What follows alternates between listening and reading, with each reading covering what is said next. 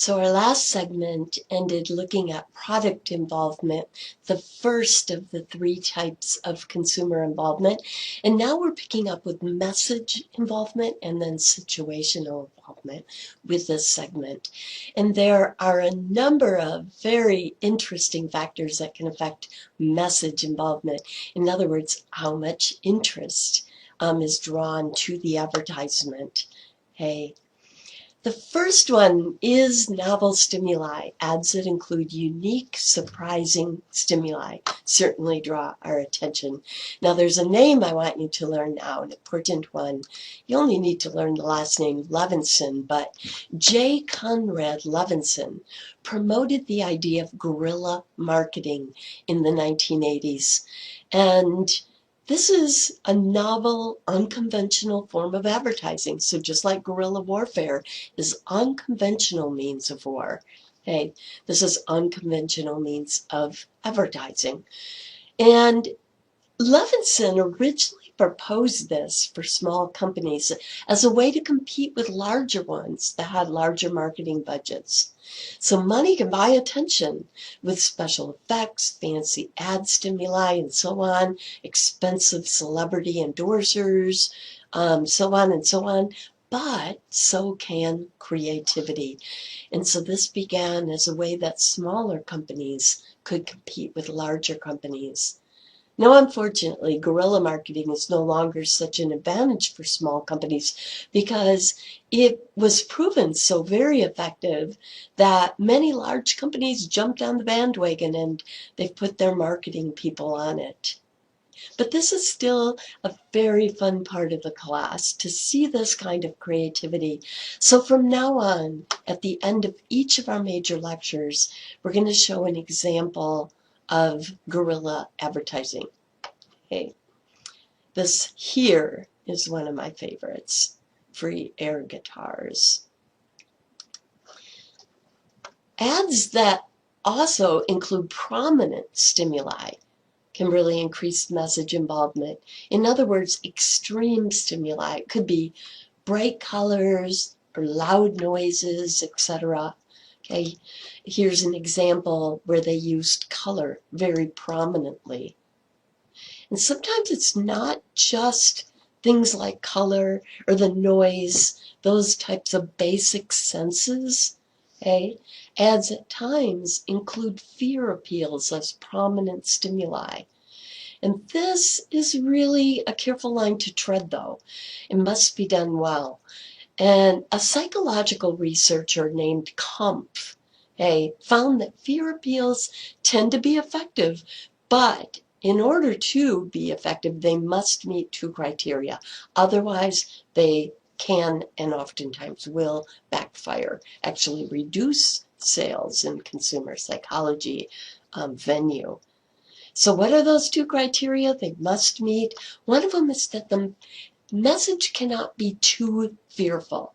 So low to moderate works best. If you're looking in that moderate category, the low to moderate, okay, not too low, but certainly not higher moderate, not high.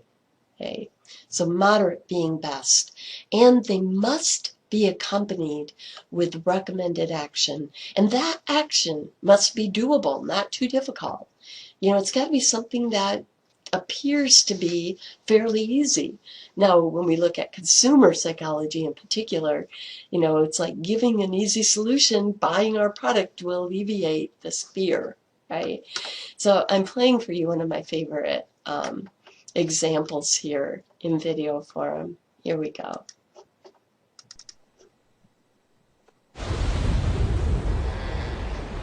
I'm a random windstorm. Shaky. Shaky, shaky, shaky. Shaky, shaky. And if you got cut rate insurance, you could be picking up this tab yourself. So get Allstate. You could save some cash and be better protected from mayhem like me.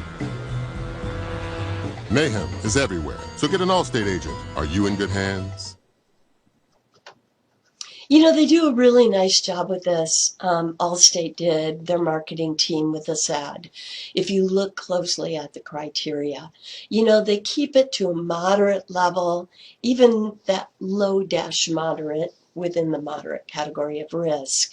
And they even combine humor with it, which helps to keep it moderate, right? That could be made a high risk ad if it didn't have humor in it. And, you know, they accompany it with that really easy recommendation.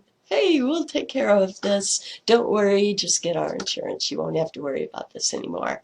Easy solution. Okay. So remember that fear appeals, you know, are part, one possibility when we talk about prominent stimuli. Okay. Okay, so novel stimuli, we talked about prominent stimuli. Celebrity endorsements tend to increase message involvement, draw your attention. Nike is, you know, well known for associating their shoes with famous athletes, such as Tiger Woods. Okay, goofy picture that was messed with in paint, but you get the idea here. So next we have a novel platform, and this one is really interesting. A media platform is a venue for advertising. So creating a novel media platform can really increase message involvement. Um, when they say creating a novel media platform, it's usually just finding one that already exists, but using it for this very creative reason of advertising. So do you remember the very first time that you saw an advertisement on a park bench, right? Pretty cool. Or, you know, a bench where people are waiting for a bus. This is an example that combines the new media platform of a park bench with a novel stimulus. So it's taking two of those that's working for them to draw attention. It certainly draws my attention.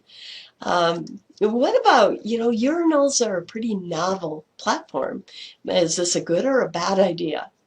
Okay. It's a good idea as far as you've got a really captive audience, so they'll usually read your ad. But is it worth the association? You really have to think about what category of products that you're advertising, because there are certain categories you would not want associated with a urinal, such as food items, right? Okay. Novel platforms, what about bodies, right? You know, do you remember when the first ad came out on eBay when someone offered her forehead as a platform? Now, when this is done, this is not these wash off this tattoo at nighttime. These are temporary tattoos, but they're long term. They last for more like a month before they start to fade. So, as you can imagine, this idea is really spread, though, to other body parts that I am not going to picture, such as cleavage. Now, when a promotion itself offers value, this can really increase message involvement. And in order to promote their toilet paper, as an example, Charmin sponsored, in other words, it paid for, porta potties in Times Square, for which people were really, really grateful. Also, Charmin created a website app that is called sitorsquat.com. So it's an app or a website, whichever you download or use. And it shows your closest restroom, public restroom from where you are. And they took advantage of a really relevant situation in order to provide value. Well, also, inside and outside of the booths, they are constantly bombarding you with Charmin advertising. Okay. Likewise, when a promotion offers entertainment, such as sponsoring an attractive concert, okay, this can increase message involvement. It also provides a lot of advertising opportunities during the concert, like print messages and or logos that are plastered all over the stage design, commercials and, you know, that are done during half times, and promotional giveaways during intermissions, in addition to creating an association between the product and the positive entertainment. So a number of different message involvement factors that can affect how much attention people pay to that.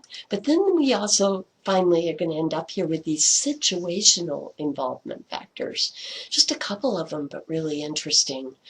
Personalization is targeting your audience for relevance, and it can be highly effective at increasing situational involvement. Some digital billboards now have facial recognition software that read the age range of your face when you walk by, and then they personally target you with ads that are relevant to your age group. Pandora also does a great job with personalization by using your choices along with similar others to recommend music to you. And sometimes marketers get high situational involvement by actually creating a relevant situation. Some examples of that would be turning up the heat in a movie theater in order to sell more Coke. What about selling rain slickers on Niagara Falls tour boats? Okay? Or giving out free pretzels at a bar to create thirst, creating a relevant situation.